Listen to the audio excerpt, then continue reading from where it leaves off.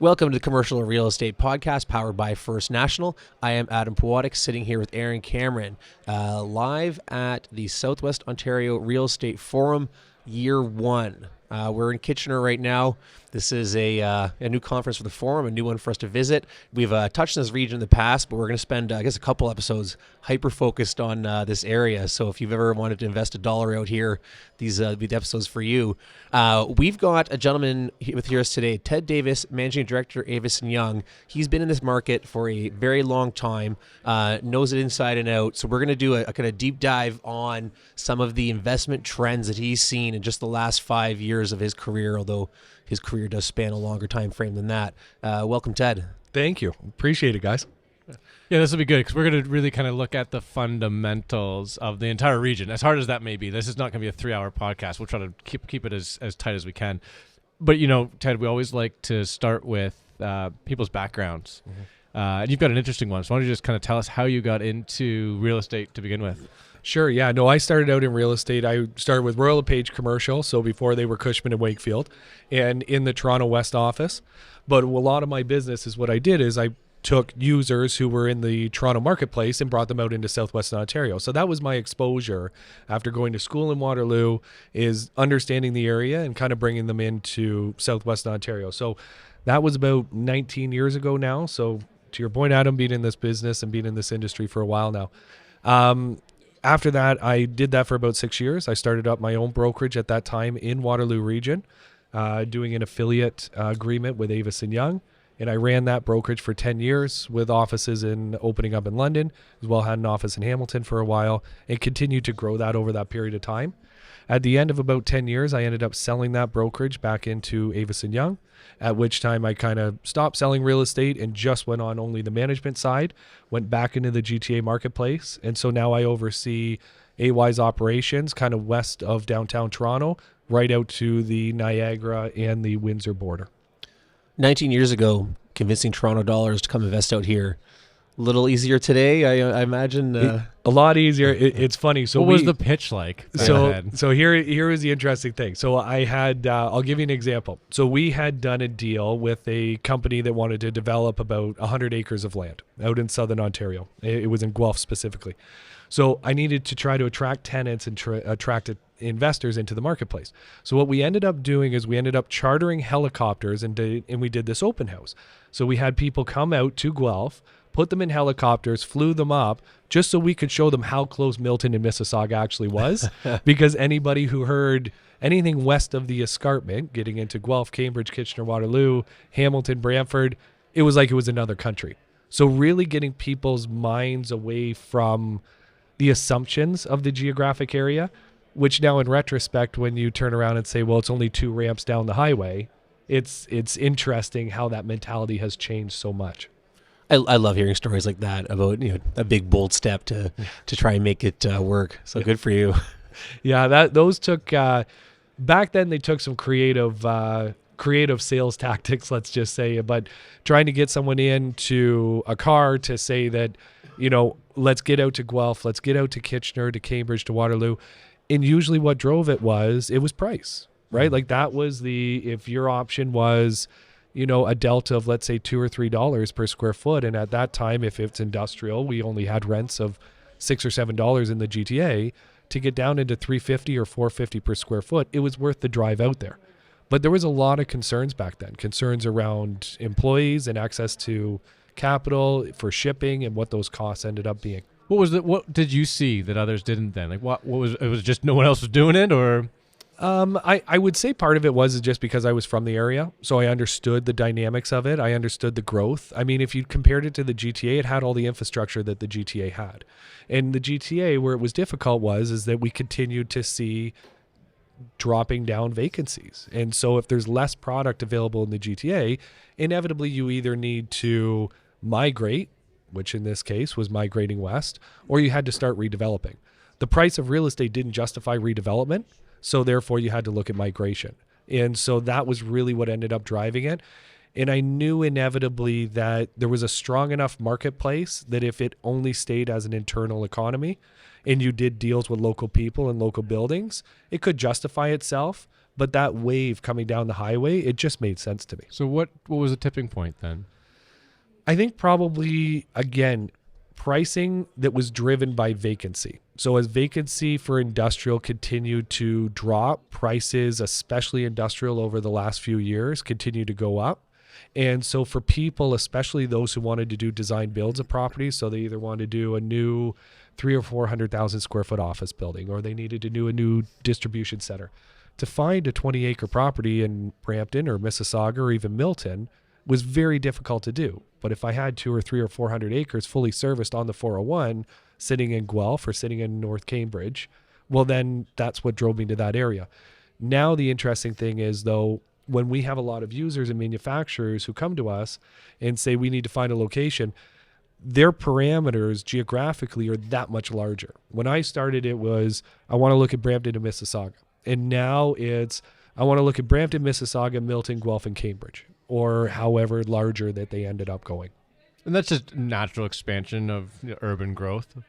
It is. So if you look at, there's a presentation that we do that is based on, it's almost like a radial map, and it shows kind of the boom and bust of kind of bull markets and then bear markets, and how Ontario in general, and if you take GTA or Toronto as the core, how it's grown over the last 50 years. So in other words, you kind of grow out, you're Etobicoke, and then you touch on Mississauga, then you hit a bear market and it kind of comes back a little bit. And then you grow out, and prior to 08, it was kind of touching on Guelph, Kitchener, Cambridge, Waterloo, but Milton got fully built out. Now this time around with a bull run, we're touching on Woodstock, and inevitably with a bear run, we're going to have a little bit of contraction there.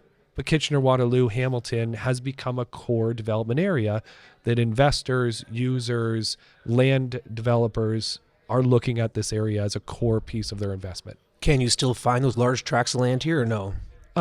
You still can. Timing is a little bit more difficult. So in other words, the tracts of land are there. The timing to bring it on stream is sometimes a little bit more difficult. So with developers, having land in their inventory is very important.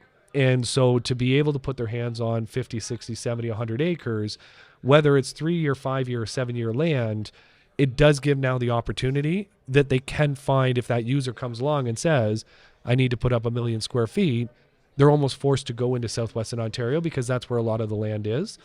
The cities are all continuing to grow. They're continuing to bring in more sites, expand out their services because of that continued demand.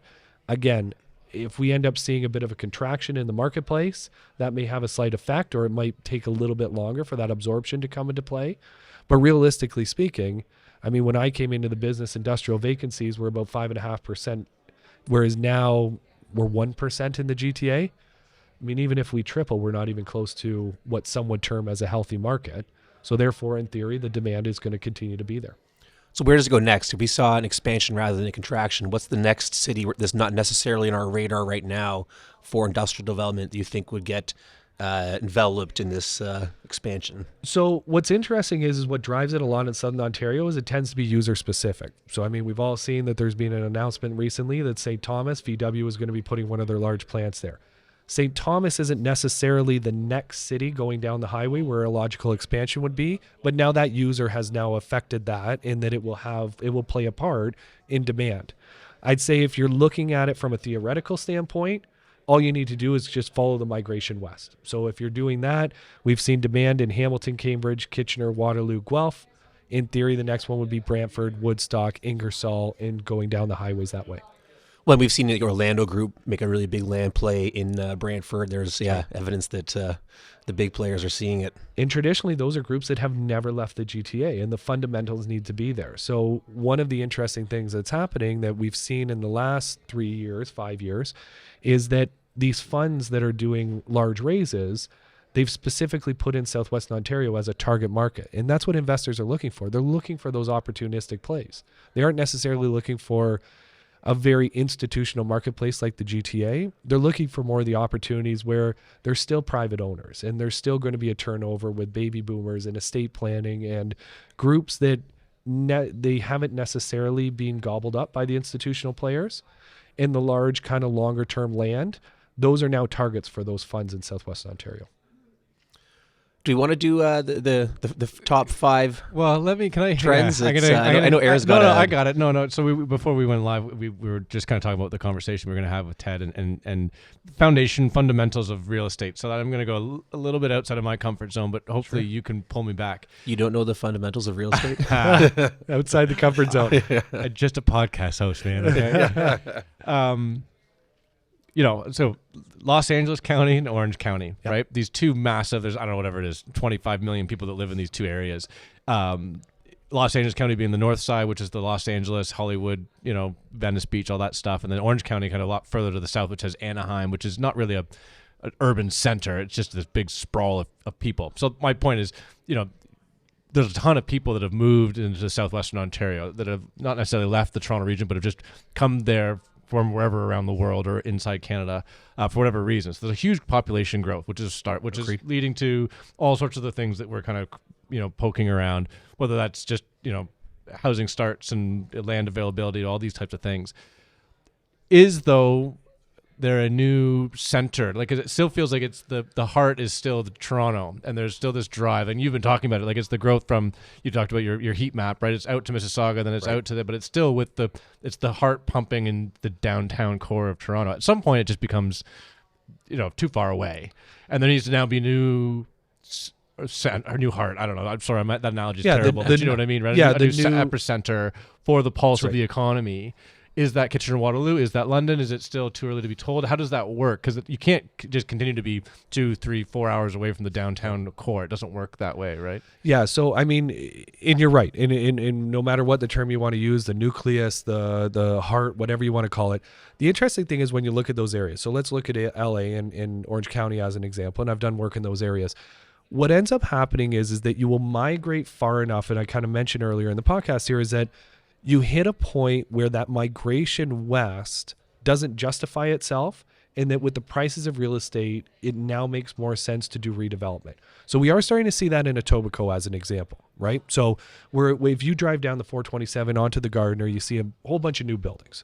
And those were sites that it was justifiable in the value of the real estate that you could redevelop those properties. So inevitably there becomes an economic tipping point when migrating west makes sense because of the population growth, the access to employees, where the demand for the product is. But then at the same time, there's almost going to be too far out where it's saying, you know what, I could go get a lot cheaper out there, but between shipping costs and access to employees and all of these other things, it makes more sense for me financially because of the operation of my company to then justify redevelopment. And that's where you're seeing the redevelopment in Etobicoke. Which is the perfect market for it too, because it was the original industrial outer rim of Toronto. You go way back, so the industrial buildings were built with no shipping radius because the trucks used were much smaller. There's 14-foot clear, 12-foot clear buildings, things like that. So they're not commanding the $20 rents that you'd get everywhere else, even though they're in a primo location. And that's exactly what happened in LA and Orange County. Is that what happened is that you migrated west and then inevitably rolled back into the area. And then in theory, if you look at real estate as a whole over a century, 2 centuries, is that you'll keep doing that.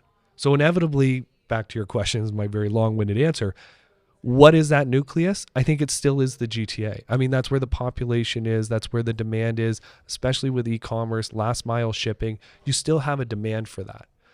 What has changed, though, especially for Southwestern Ontario, is you do have significant population growth, so you still need those same last mile distribution centers.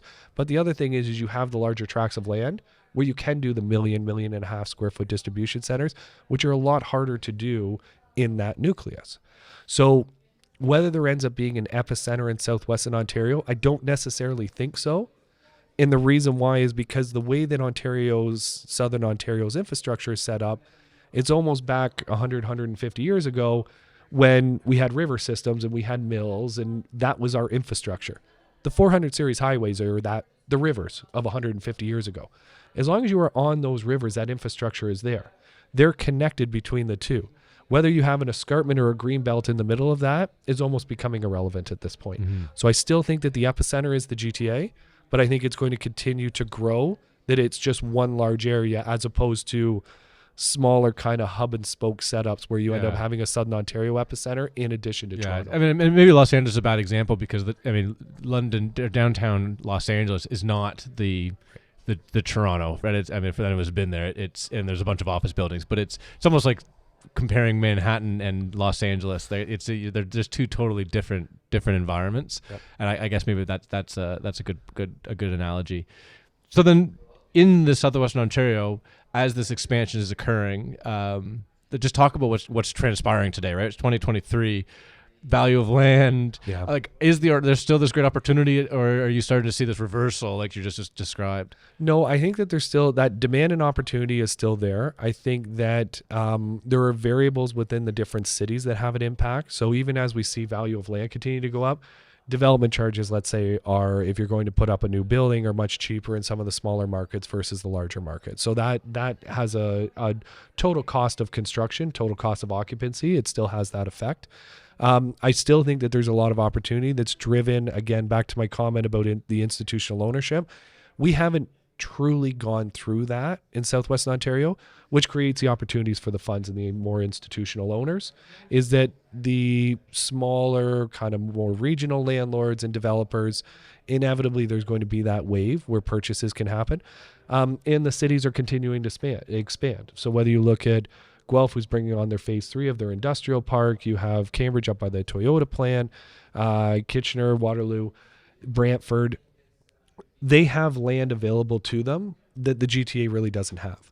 And again, inevitably it becomes an operational question, not necessarily a cost question.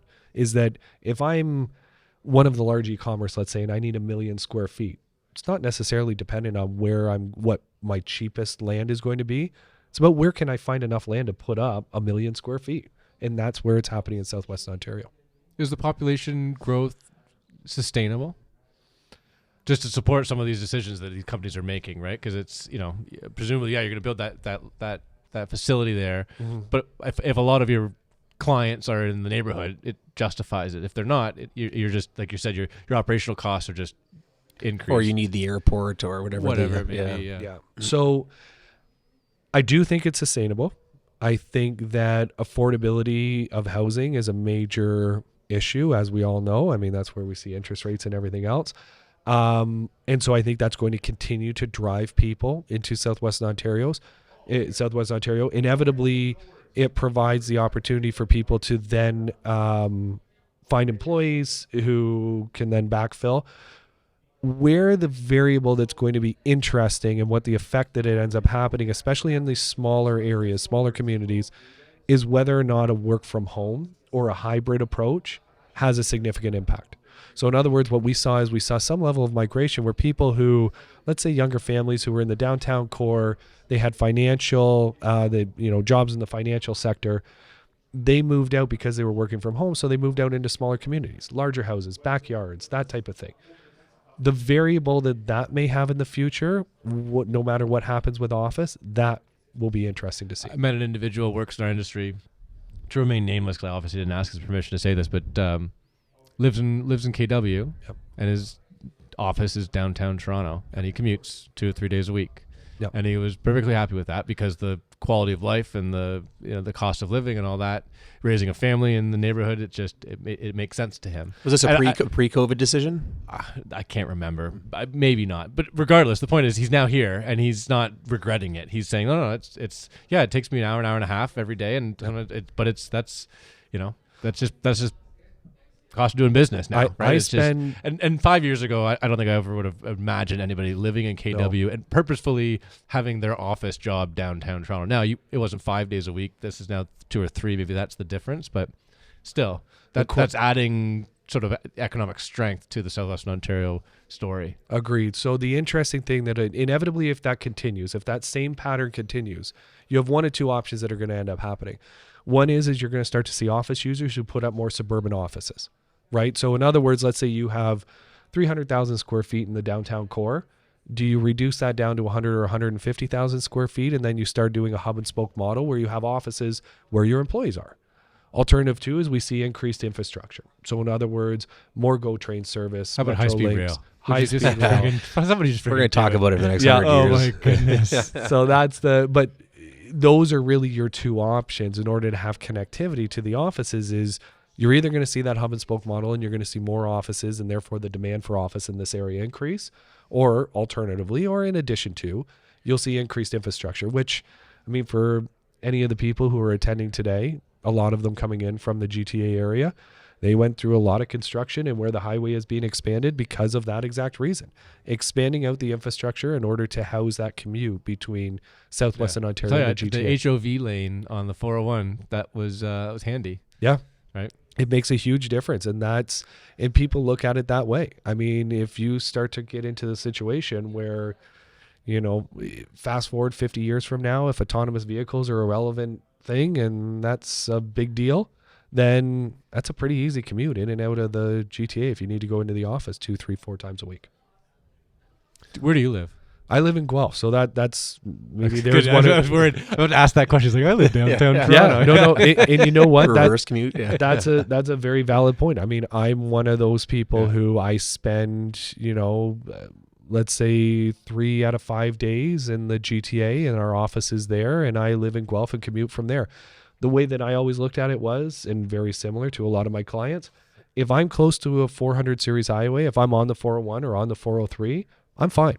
Like it really doesn't make, once I'm on there, the difference of getting on at Highway 6 in Guelph versus here Ontario at Mississauga, if I need to get downtown, it's an extra 10, 15 minutes. Like it's maybe a little bit more, but timing traffic is the important thing. But if I can time it accurately, then... And the difference in quality of life, property that's exactly value, et cetera, it just changes so drastically for that extra 10, 15 minutes in a car. That's right. I have 2 younger children, both under 10, and the ability to have a big backyard and to go out on the street and play with their little buddies in the neighborhood and all that means a lot. And that's not something that I'd want to give up. I think Norman Rockwell moments that you probably don't get in downtown exactly Toronto condo. Yeah, that's right. I think that's a calculus a lot of people are going through right now, right, in our generation.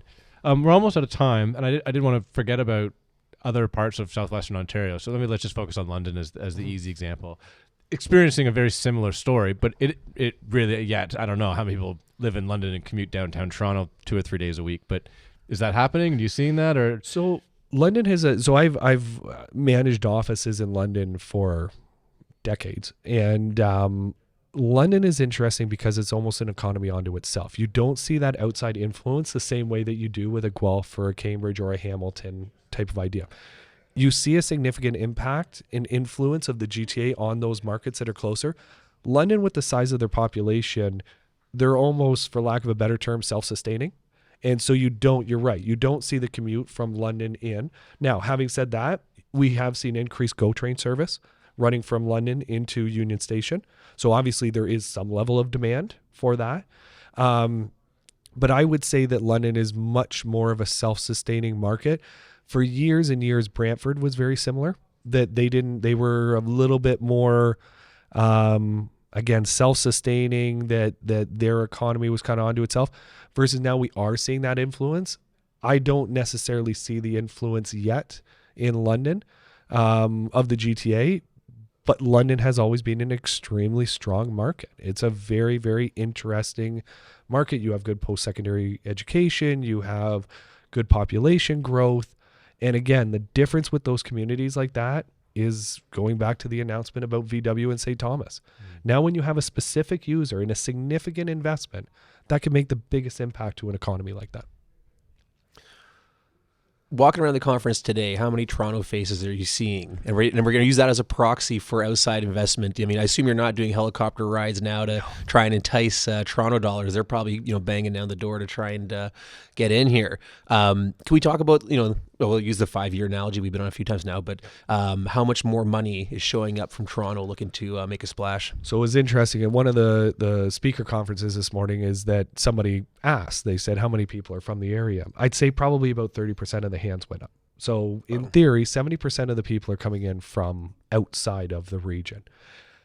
I would say that of that, if you were to compare that to who is investing money, I wouldn't say it's that high yet. I wouldn't say that 70% of the money being invested into the area is outside of the area money. I think it's getting there. But a lot of the people who are really having the success in the area are essentially implants to the area. So maybe they're pulling money from outside, whether it's through funds or something else, but they're from the local area. They understand the area. They live it and breathe it every day, because there is, like, going into Toronto and understanding the different neighborhoods and what impact that has. It's very similar out here. The difference between being on one side of a highway versus another side of a highway, or where traffic patterns are, understanding that on a day-to-day just makes it that much easier to make a decision, versus coming in and almost poaching or cherry picking deals but not truly understanding the area. You just haven't seen that success yet. So I think that very much so the decisions are still being impacted by people who are local and who understand this marketplace. And is that a good thing, or did you enjoy the local club for real estate? Is there any sense of intrusion? Or is this just great for values, great for investors, great for business? No, Depends on what side of the transaction you're yeah, on. that's Yeah. valid. That's a good point. But no, I would say as an overall economy, in the impact on the economics, it was interesting. So in 2008, 2009, we had a lot of industrial buildings shutting down, right? So manufacturing, Really? Why? automotive was hit. That was, we had a mix of offshoring and the recession and everything else. And so I was brought in and I did a lot of valuations on industrial buildings. And so inevitably I almost got to the mentality, because we had so many of these more older derelict buildings that needed to be backfilled, is that I always looked at it that my job wasn't to sell this piece of real estate. My job was to bring in a user who was going to replace the 300 jobs that were just laid off. And that was my mentality back then. So to answer that question, I look at it as a good thing. I think that this growth and expansion is natural. I think that it's not forced. I think that the outside influence and growth is something that brings value to the area. I think that there's always a fine balance when you do that, whether it's in residential neighborhoods or whether it's in markets like this.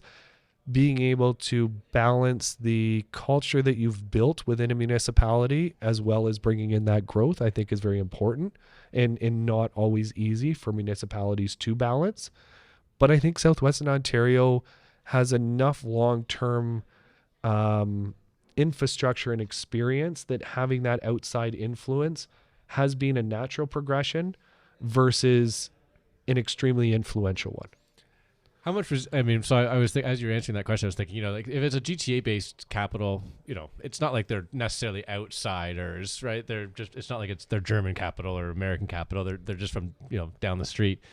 How much resistance is there to becoming just part of the GTA? Like, I always think about the Hamilton is just, we just say the GTHA now, right? Like, it's just, they're just been absorbed by this glob that's just slowly moving, and soon KW will just be just another suburb. So I don't disagree with that. I don't think there's necessarily resistance. And one of the unique things that Ontario has that a lot of other areas, when you look at even, whether you look at Chicago and how it grew, or whether you look at LA and Orange County and the large kind of, let's say, more industrial markets versus office markets, what we have is we have a natural barrier, right? We have the green belt and we have the escarpment, and that's unique to Ontario. So geographically, physically, we'll always be separate. Like, that will always be, for now, until Doug Ford gets well, that's a debate that we could all have. I didn't want to but go there with that. That's Okay, right. Leave it. Just leave it. Leave it alone. But yes, I think that there is that natural segregation or natural split between the GTA and When Southwestern you're Ontario. driving along the 401, you will always go through green space. That's Hamilton exactly or Milton, sorry, like it truly has just become just The part blob of has the city, encapsulated part of the it. city fabric. It's just Yep. it's nonstop concrete all the way through, right? Versus Guelph, it's You will getting there, always or have, there's though, yeah. that barrier. To your point, you're always going to drive through that greenbelt. Like, physically, it can't have. There's nowhere to build. Like, when you're driving down the 401, you're never going to have that concrete on concrete because it physically can't be done. So inevitably, there's going to be that physical segregation. But on the flip side, I don't know how negative it really is for people. So in other words, if I'm a user, and whether I'm on Highway 25 in Milton or I'm 2 ramps down and I'm on Highway 6 Brock Road in South Guelph, what does it really matter? I mean, it's We're all Leaf fans. that's exactly it. We're all Leaf fans. Till they lose tonight. Yeah, that's right. I hope when people listening to this, they're Stanley Cup champions, and we're just like, Yeah, that's right. Exactly. who knows? But they're going to be out. Anyway, Leafs play Game 4 of the Florida Panthers series tonight. So you, if you're listening to this, you already know what's happening. We do not, so there's some excitement. I think we're out of time. Is there any last final words you want to just make about just the overall statement of your neighborhood? No, I think the biggest thing is that events like this, continued attraction to the area. I think it's all fantastic things. I think Ontario as a whole, it's really, really good. I think that it creates opportunity for people. It creates lifestyles that people are looking for. It starts to add in affordability. And I'm very excited, especially with continued adoption of trends and tech in buildings and, shipping, and that's going to be interesting in the effect that it has in the future. And so I'm extremely excited and bullish on the real estate market in the next 10 years. Yeah, no, and I think this discussion, the foundation, the fundamentals, it makes perfect sense. Like it seems like it's got no end in sight for now. Agreed. Thank you very much for coming on, Ted. Really appreciate the conversation. Thanks to First National for powering the podcast, and thanks to Informa for, of course, setting us all up for us. Excellent. And thanks, Adam. Well, thank you guys. I really appreciated it. This was great.